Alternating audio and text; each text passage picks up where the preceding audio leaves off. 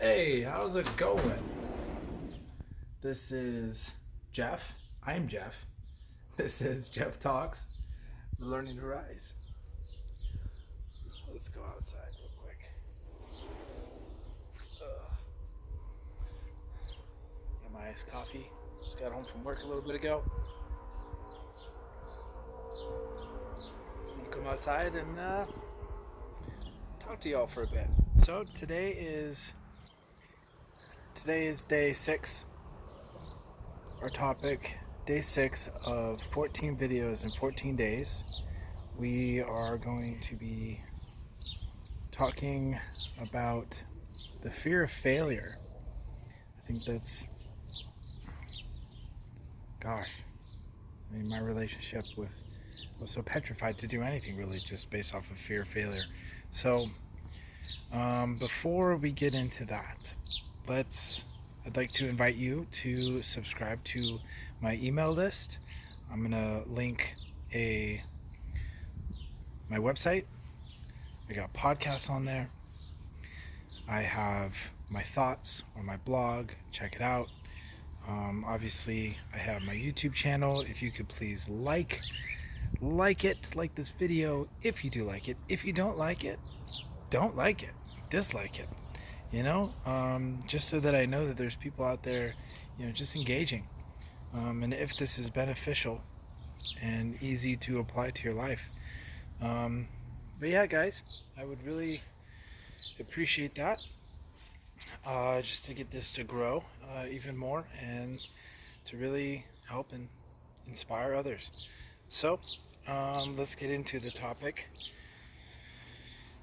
The fear of failure. I was, in recovery, or I guess the desire to get sober was probably something that I avoided for 3 years. The last 3 years of my 10 years of getting loaded was horrible because I wanted to stop, but I couldn't stop. And also, maybe a little spin off this is I was scared because I didn't know, I was unsure of what life would be like sober. And it was almost like this fear of like being successful sober, like having the success of being sober and being able to learn how to be sober. It's like, then what? Then what do I do? So being really comfortable in this, like almost this victim mindset, and knowing that that was something that was like absolute. I was comfortable in it, and it became my identity. So the fear for me, it was more the fear, not knowing obviously how to get sober, not knowing what even life looked like, but the fear of even failing at that scared the heck out of me. The fear of failing in sobriety. Obviously, I was already in my head a failure, even though now I'm able to look at it as one of the most amazing learning experiences in my life thus far. And I think excuse me, hold on.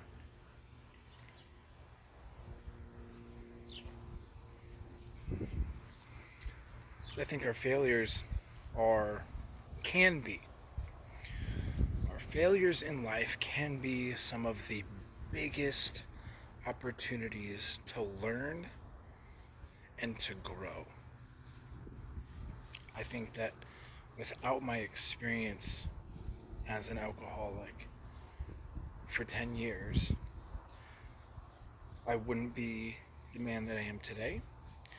I wouldn't have the courage to start a YouTube channel. I wouldn't have the courage to start a podcast.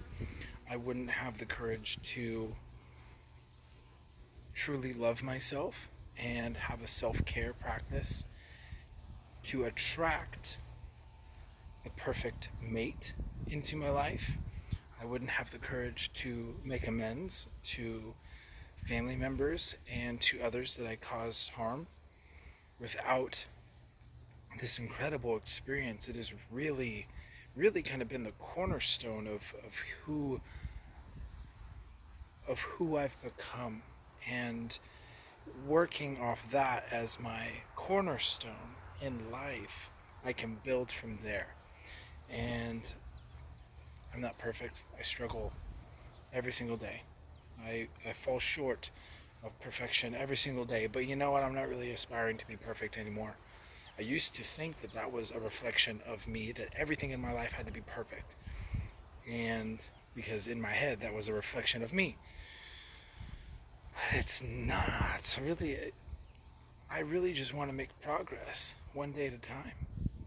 And I use that in my health, in my nutrition, in my exercises, in yoga, even in meditation. That's a huge tool, guys. Just show up, just try, just make little progress, and don't aim to be perfect. No one's going to be a perfect meditator. You know, I don't even think the monks would even consider themselves perfect at meditation.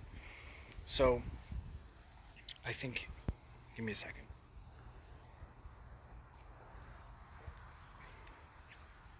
Our failures can be our biggest tools. So being able to change the perspective on failure, and being able to accept that the only way that I'm able to develop and to be better is kind of through my failures. That's how I learn. That's how our brains have been designed to learn. I gotta screw up. I gotta mess up. I have to make mistakes, because that's how I learn. You know, I touched the hot stove once, just once, but I'll never touch it again. And of course, unfortunately, alcohol was something different, but it was gradual. You know, I wouldn't,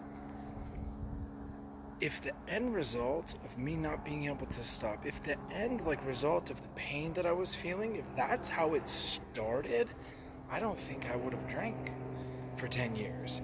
I drank because it felt good and it was fun. And the social aspect as well was really big for me. And the feeling of worthiness and belonging, um, that was huge. So again, it progressively got worse. And then I couldn't stop.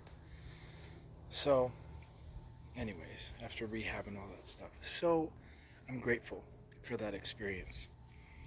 Very, very grateful. I'm grateful for my shortcomings. I don't even want to call them failures, because I don't see them as failures. They're like shortcomings that I was like, okay, I need some more work in that area.